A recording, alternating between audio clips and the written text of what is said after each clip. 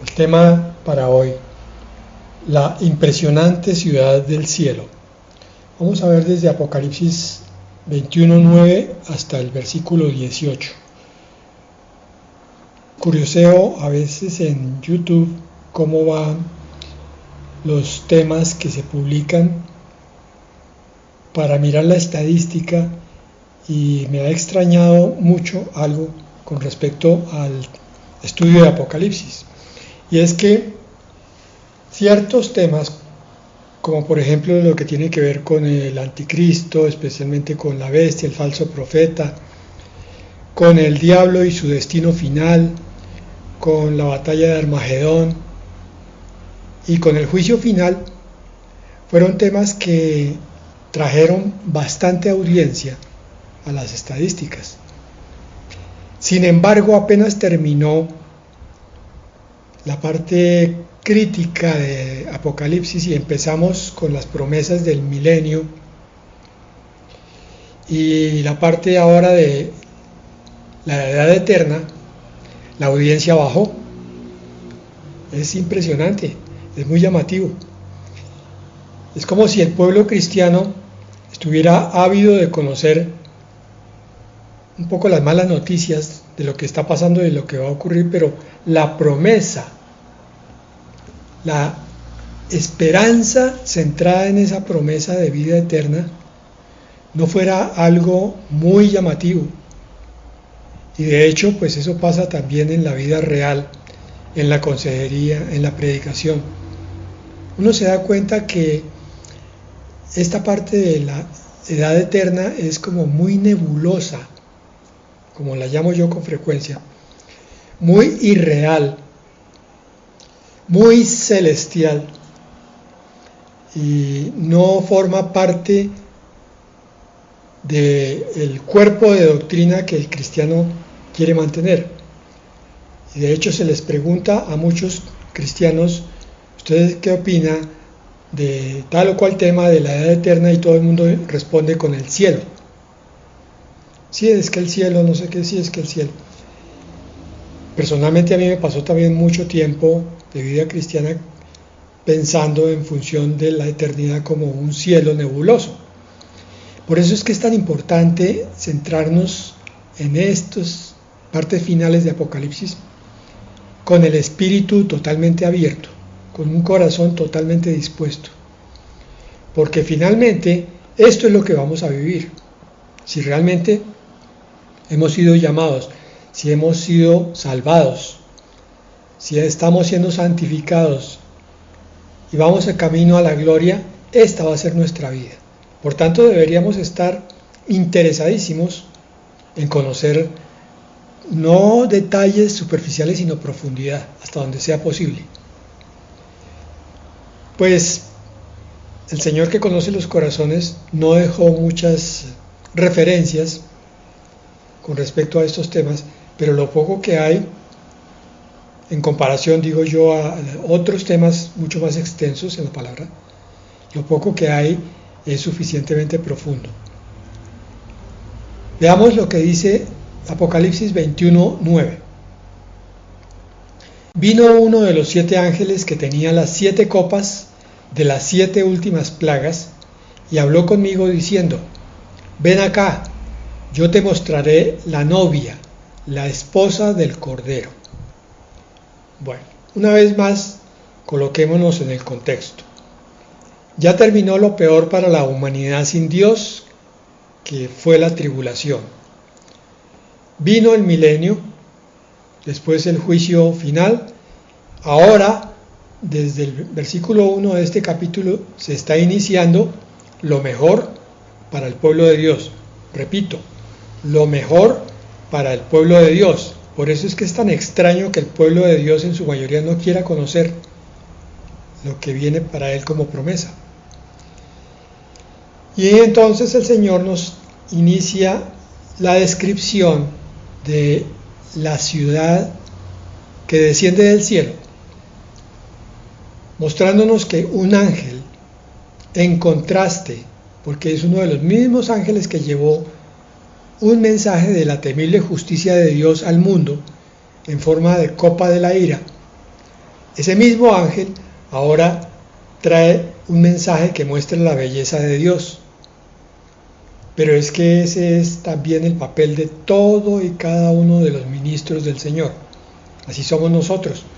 A veces tenemos que llevar un mensaje duro, un mensaje que sacuda, y no debemos temblar ante eso.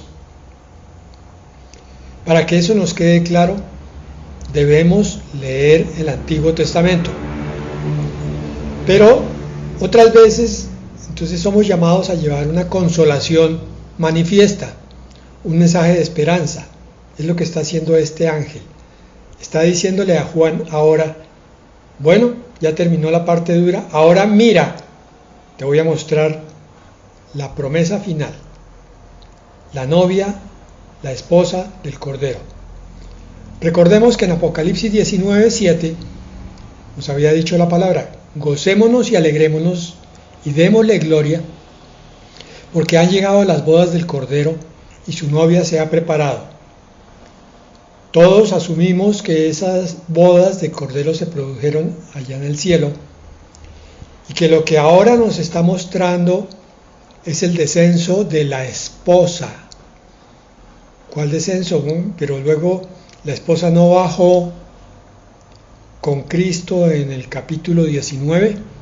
Sí, pero recuerden que en el capítulo 21, en los primeros versículos, se nos dice que la tierra antigua y el cielo fueron destruidos. Por tanto, la esposa de Cristo tiene que estar en alguna parte, una parte celestial, junto con Cristo. Ya vamos a ver esa palabra más adelante.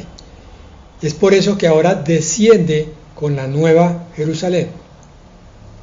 Es llamada la esposa porque recordemos que en la Escritura el matrimonio es la figura de una definitiva, completa y permanente unión entre dos seres que voluntariamente deciden vivir juntos. En este caso, un ser celestial, Dios, el Padre, el Hijo y el Espíritu Santo, con unos seres humanos que también adquirieron por gracia de Dios la naturaleza celestial. Se unen en forma permanente, repito, completa y definitiva, como un matrimonio. Porque van a vivir eternamente aquellos que se comprometieron de corazón con Cristo, que es la finalidad de todo el Evangelio. El Señor ha estado buscando de principio a fin de la Escritura aquellos que quisieran oírlo, seguirle y entender lo que Él se propone. Sin embargo, repito que esto pareciera no ser un tema que importe mucho en el mundo cristiano de hoy. Parece que es más importante lo cercano, lo instantáneo, lo presente, que lo futuro. Por favor, con la mano en el corazón, miremos espiritualmente esta promesa de la esposa del Cordero descendiendo a la nueva tierra. 21:10 de Apocalipsis.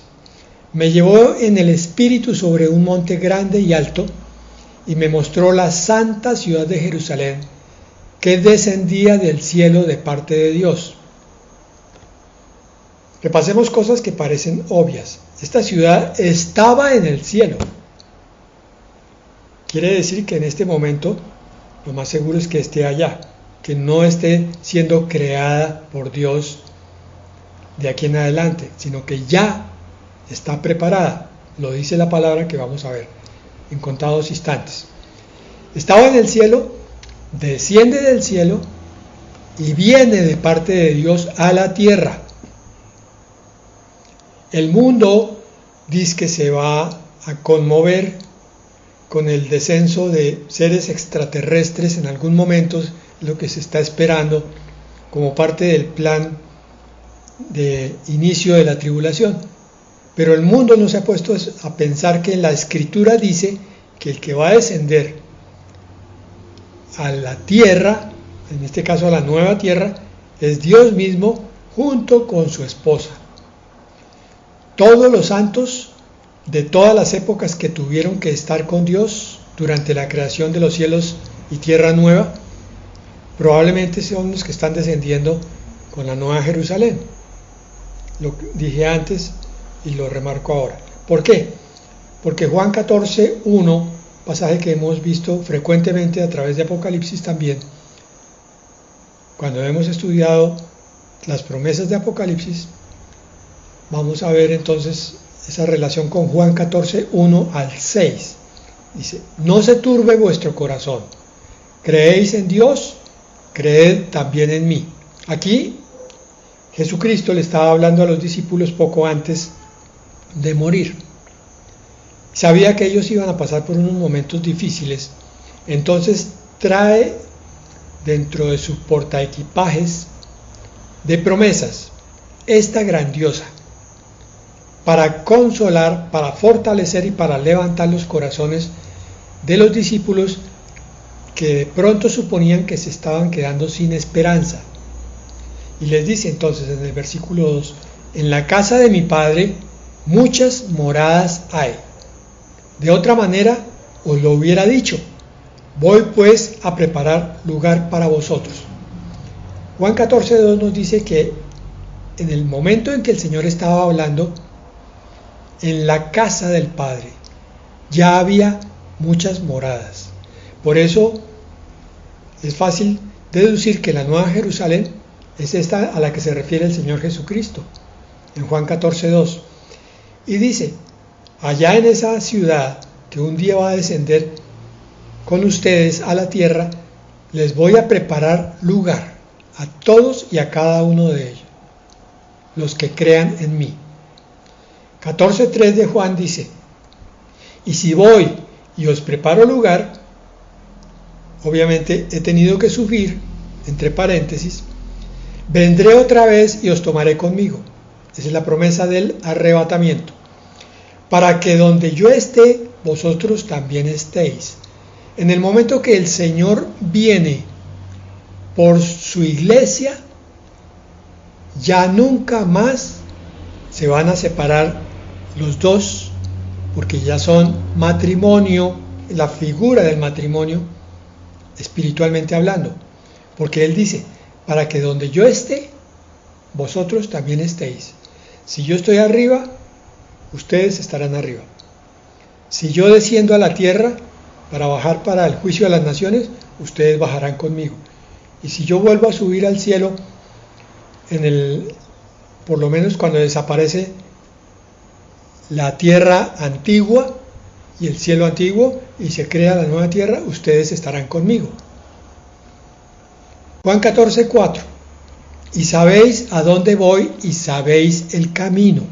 Bueno, entonces ahora la exhortación se dirige a que el Señor es como si estuviera diciendo, mire, les estoy dejando esta grandiosa promesa. Ustedes van a estar donde yo estoy. Yo les estoy preparando todo para que ustedes estén conmigo. Pero ustedes tienen que caminar un camino mientras llega ese tiempo.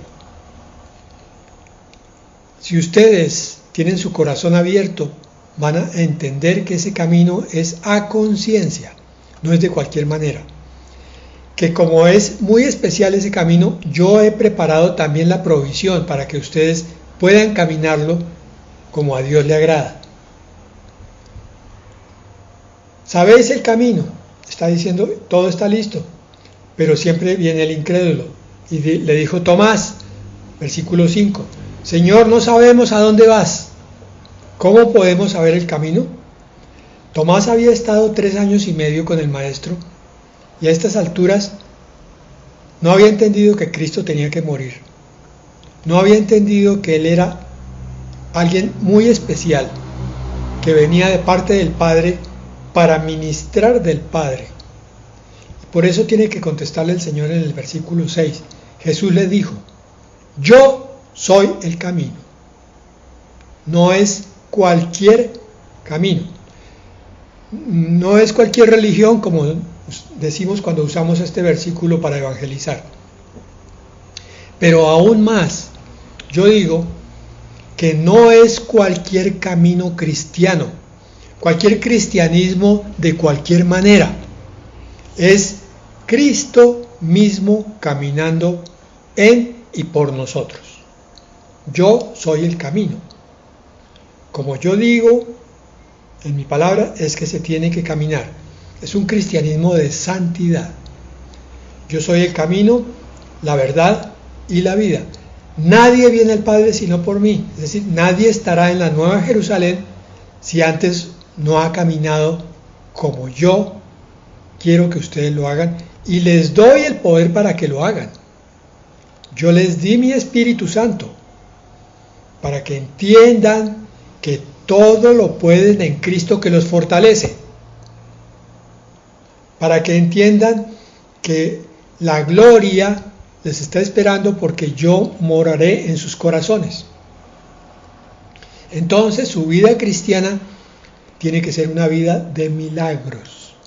Pero ¿cuáles milagros si yo no veo sanidades, no veo muertos que resuciten? No, es que no estamos hablando necesariamente de esos, también quizás.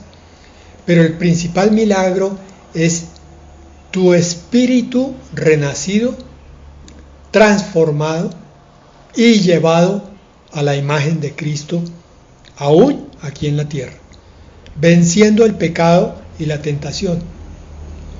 Pero pastor, es que esa es la parte complicada. Y digo, hermano, la Escritura es muy clara. Cristo lo puede todo. Somos nosotros los que a veces no nos comprometemos, no nos apartamos como novia para Cristo. Es un compromiso de tal vez sí, de pronto, quizá, no sé, es como la niña esa bonita pero medio tontica que no se decide. Así es la iglesia muchas veces. No se decide a tener un compromiso con el Señor.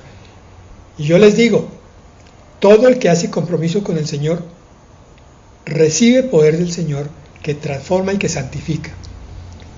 Todo el que se compromete con el Señor vence el pecado, porque eso está en la palabra. Porque el que venció el pecado fue Cristo, la sangre de Cristo. Y es imposible que esa palabra esté consignada en la Escritura y no se cumpla. Cuando el creyente se compromete, es una novia fiel, milagros tiene que ver todos los días cómo el Señor vence el pecado, vence la debilidad, vence la falta de compromiso. Que no haya luchas, eso no es lo que estoy diciendo. Probablemente tú te has sentido como a veces me siento yo. Señor, fortaléceme porque hoy no tengo deseos de leer tu palabra, pero sé que tengo que prepararla. Dame la fuerza, así como se la diste a Pablo, que dijo, que oyó que tú le decías que tu poder se perfecciona en la debilidad. Yo, Señor, estoy débil, fortaléceme tú. Lo creo, Señor, y lo reclamo conforme a como está escrito, y el poder viene. Mire, no es sino confianza, no es sino creer. Pueblo de Dios, desafíense cada día a creer más, a hablar más claramente conforme a lo que está escrito, porque escrito está.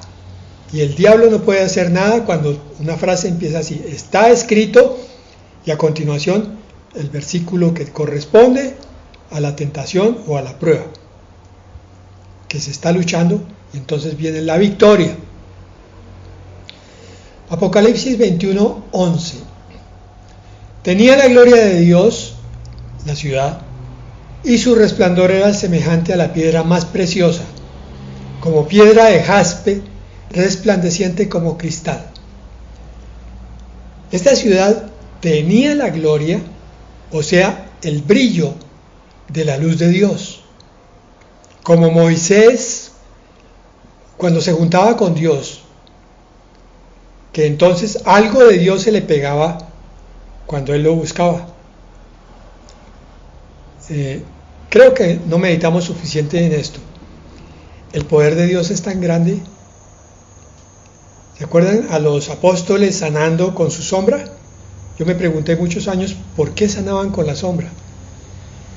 Pues sencillo, porque Cristo iba en ellos y Cristo traspasa cualquier límite. Entonces el poder, la gloria de Cristo sale del cuerpo. Y parecía que era la sombra que tocaba al enfermo, pero era Cristo en realidad con su resplandor, con su gloria saliendo de él. Creo que algunos de nosotros nos hemos encontrado con uno que otro cristiano que resplandece. Uno dice, esta persona tiene algo especial, esta persona tiene un brillo. Éxodo 34:29 dice, aconteció que al descender Moisés del monte Sinaí con las 2 tablas del testimonio en su mano, mientras descendía del monte, Moisés no sabía que la piel de su cara resplandecía por haber estado hablando con Dios. Se acercó tanto a Dios, habló tanto con él, recibió tanto de él, que hasta la gloria de Dios se le pasó. Y le duró un buen tiempo. Por eso cuando tú te dejas bendecir por Dios buscándolo en intimidad, buscándolo en comunión cercana, Él te hace iluminar, resplandecer, te llenas de la gloria de Dios y empiezan a ocurrir bendiciones a tu alrededor. Con ese ejemplo quizás podamos entonces imaginar una joya muy brillante, pero esto que estamos leyendo en Apocalipsis 21:11 es mucho más, porque es una ciudad gigantesca, cristalina, resplandeciente y celestial por la gloria de Dios en la tierra. Qué cosa tan inmensa que vamos a ver con nuestros propios ojos. 21:12 tenía un muro grande y alto, tenía 12 puertas y a las puertas había 12 ángeles y nombres inscritos, que son los nombres de las 12 tribus de los hijos de Israel. Bueno, aquí empieza la descripción física de algo que es bien complicado de imaginar. El muro y todas las otras características de la ciudad indican que la ciudad es de alguna naturaleza, no como hoy conocemos la materia, sino una naturaleza física mezclada con celestial. Algunos dirían que es una materia transformada también, es muy probable. Y eso no es tan complicado de imaginar. Si la materia se acelera, si los electrones alrededor del átomo se aceleran, se produce transformación de esa materia. De hecho, la energía, dicen los físicos, y la materia son muy similares, solo que son extremos. Querría decir que la materia es energía estática y la energía sería materia dinámica. Entonces podemos imaginarnos un estado espiritual en el cual nuestra materia haya sido acelerada hasta un punto tal donde podemos traspasar las cosas físicas. Ya es una mezcla de algo físico en nuestro cuerpo con lo que viene del cielo. Tal como es Jesucristo en la transfiguración, así vienen a ser todas las cosas en la edad eterna. Por otro lado, nos habla de 12 puertas y otras cosas, y entonces descubrimos que aquí el número 12 en la Nueva Jerusalén es muy importante, porque va a tener 12 puertas y 12 ángeles. Lo vimos aquí en el versículo 12. Hay 12 tribus de Israel nombradas, 12 cimientos, 12 apóstoles, 12 perlas, 12 clases de frutos, por allá en Apocalipsis 22:2. El muro mide 144 codos, o sea, 12 por 12. Y la anchura de la ciudad, la longitud y la altura es de 12.000 estadios. ¿Por qué? El número 12 en la Biblia a menudo representa integridad. Es decir, ahora esto que pudiéramos llamar materia o materia-energía sería el estado definitivo de la creación, completamente íntegro, definitivo, perfecto. El número 12 también implica perfección. Por eso hay 12 apóstoles, hay 12 tribus de Israel. Es el llamado que hizo el Señor. Y además de eso implica autoridad. Los apóstoles eran las cabezas visibles en su época. Y cada tribu tenía un jefe como autoridad. Entonces, la ciudad de la Nueva Jerusalén va a tener la autoridad sobre todo el mundo habitado, sobre todo el universo, y la perfección de la creación última de Dios, junto con total integridad, la mayor perfección de estado cualquiera que el Señor haya creado. Continúa el versículo 13 y 14. 3 puertas daban al este, 3 puertas al norte, 3 puertas al sur, 3 puertas al oeste. Es decir, para todas partes se está mirando la Nueva Jerusalén. El versículo 14. El muro de la ciudad tenía 12 fundamentos o cimientos, y sobre ellos los 12 nombres de los apóstoles del Cordero. Miren este simbolismo. Las puertas de entrada son representativas de Israel y del antiguo pacto. O sea, cuando tú coges la Biblia, el Antiguo Testamento es la puerta de entrada para la salvación que viene con Jesucristo. Los nombres de las tribus en las puertas comunican la unidad y la herencia que el pueblo de Dios tiene con Israel. Nosotros, si bien somos diferentes de Israel, tenemos una conexión muy importante. Por eso no se puede concebir un cristiano que conozca la Biblia y que al mismo tiempo sea antijudío o antisionista o lo que quiera que se llame. No cabe la posibilidad, aunque hemos visto, desgraciadamente, incluso pastores que están en contra de Israel. Eso es falta de conocimiento de la Escritura. Estamos terminando Apocalipsis y aquí se está integrando toda la palabra de Dios, el Antiguo y el Nuevo Testamento. Estamos viendo el cumplimiento de los dos pactos. El fundamento de la era eterna es el nuevo pacto con la iglesia. Si el cimiento de los apóstoles no está construido, entonces no es el lugar correcto para el pueblo de Dios.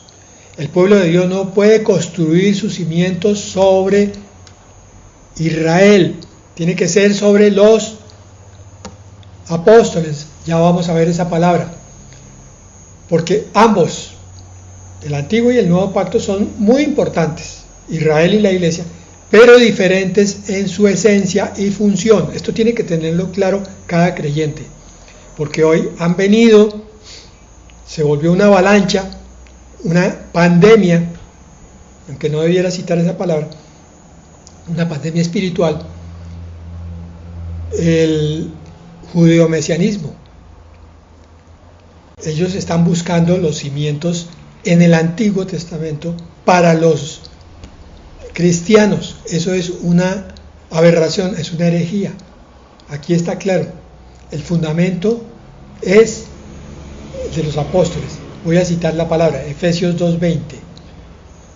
La Nueva Jerusalén y la iglesia están cimentadas sobre los apóstoles. Miren, Efesios 2:20 dice: habéis sido edificados sobre el fundamento de los apóstoles y de los profetas, siendo Jesucristo mismo la piedra angular. No hay otro fundamento, es Cristo y son los apóstoles, también la palabra profética. Pero para nosotros es el nuevo pacto el que manda en nuestra vida espiritual. Apocalipsis 21:15. El que hablaba conmigo tenía una caña de medir, de oro, para medir la ciudad, sus puertas y su muro. 16. La ciudad está dispuesta en forma cuadrangular o en cuadro. Su largo es igual a su ancho. Él midió la ciudad con la caña y tenía 12.000 estadios. El largo, el ancho y el alto son iguales. Pero eso ya lo vimos. Sí, ya lo vimos, pero vamos a descubrir que hay cosas siempre nuevas. Entonces, la longitud, la anchura y la altura de la Nueva Jerusalén son iguales. Esto significa que la ciudad es un cubo, pero también podría ser una pirámide. La palabra no lo dice. Sin embargo, el cubo es un mejor recordatorio del lugar santo del tabernáculo. Eso sugeriría que toda la ciudad de la Nueva Jerusalén es el lugar santo por excelencia, y donde está Dios sería el lugar santísimo, conforme a las instrucciones que Él dio para la construcción del tabernáculo del desierto. Vean estos datos. Ya vimos que 12.000 estadios son 2.200, algunos dicen que son 2.240 kilómetros de largo, de ancho y de alto. Como es una medida muy grande, tenemos que usar ejemplos para tener una cierta idea de lo que es.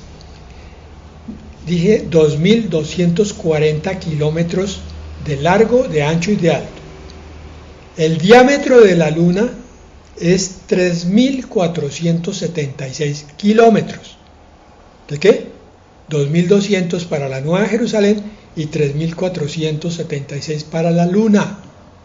Quiere decir que la Nueva Jerusalén es 2/3 partes del tamaño de la luna. Ahora sí podemos decir, wow, no me había imaginado semejante cosa tan increíble. Una ciudad casi tan grande como la luna, pongámoslo en esos términos, bueno, no tanto, 2/3 partes, no 1/3, 2/3. El 66% del tamaño de la luna desciende del cielo como si fuera un satélite natural, como si fuera la luna, y empieza a bajar hasta la Tierra. Algunos dicen que toca la superficie del planeta, otros dicen que queda suspendida. Pero es un tremendo edificio el que viene sobre la Tierra. Una ciudad de ese tamaño es muy grande para que se pueda imaginar. Lo que Juan está comunicando con eso principalmente es la idea de esplendor. Viene de Dios. Y más importante que todo es que hay espacios para todos. ¿Recuerdan? El Señor nos decía, voy a prepararles lugar. Oigan esto. Henry Morris, suponiendo que ha habido alrededor de 1.000 millones, él se puso a hacer esos cálculos, 100.000 millones de personas en la raza humana a lo largo de toda la historia. ¿Cuántos? 100.000 millones. ¿Cuántos hay hoy en día? 8.000 millones. Entonces, se pone a hacer cálculos y dice, bueno, tantos en la época antes del diluvio, tantos después del diluvio, tantos en la época romana, y todos los que han muerto a lo largo de 6.000 años, que dice la Biblia que tiene la historia. Entonces son 100.000 millones de personas en la raza humana en total. Y que el 20% de ellos será salvado. ¿Por qué el 20%? Recuerden que siempre es un remanente. Algunos dicen que no es el 20% sino el 10%. Pero bueno, digamos que el 20%. Calcula entonces que cada persona tendría un bloque de apartamento en la Nueva Jerusalén con aproximadamente 75 acres en cada lado para llamarlo su propiedad. Ya, un momento, no se acelere.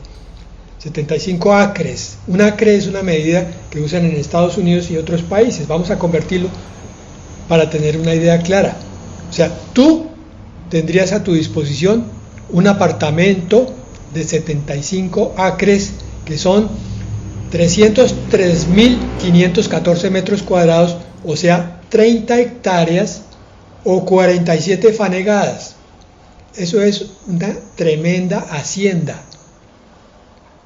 Tú solo, con semejante espacio, teniendo en cuenta que una casa mediana mide 150 metros cuadrados, tú tendrías 303.514 metros cuadrados a tu disposición.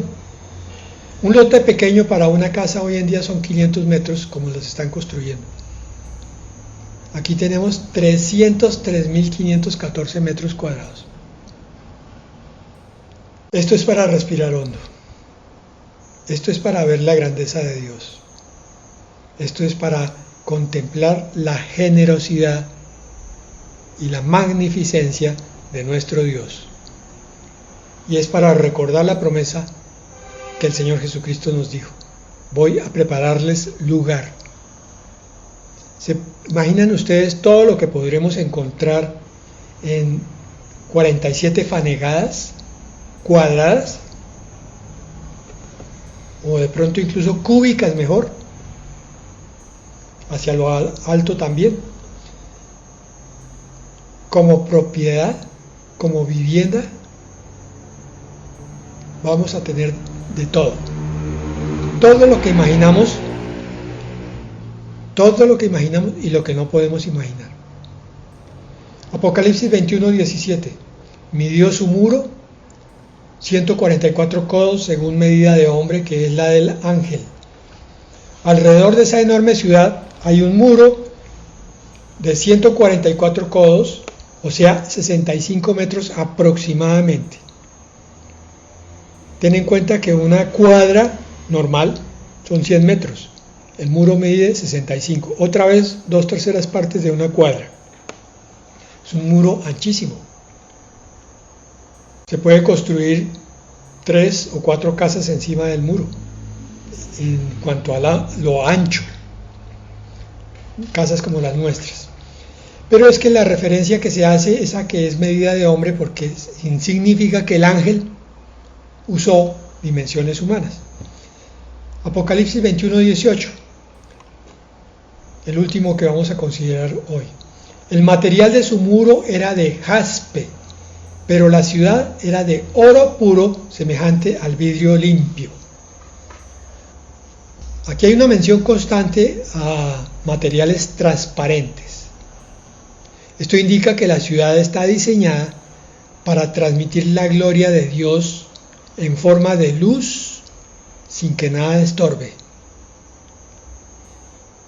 Y si estas dimensiones que hemos visto o las descripciones parecen confusas o imposibles de imaginar, hay dos principios que debemos tener en cuenta. Primero, las ideas comunicadas en los detalles nos indican más bien la gloria o la belleza o el esplendor y muchas otras cosas más de Dios. No es necesario que las comprendamos con una mente matemática, estrictamente hablando, sino con un corazón espiritual. Y en segundo lugar, debemos entender que esta es una ciudad de Dios. Y como dice Hebreos 11:10, porque esperaba la ciudad que tiene cimientos, cuyo arquitecto y constructor es Dios.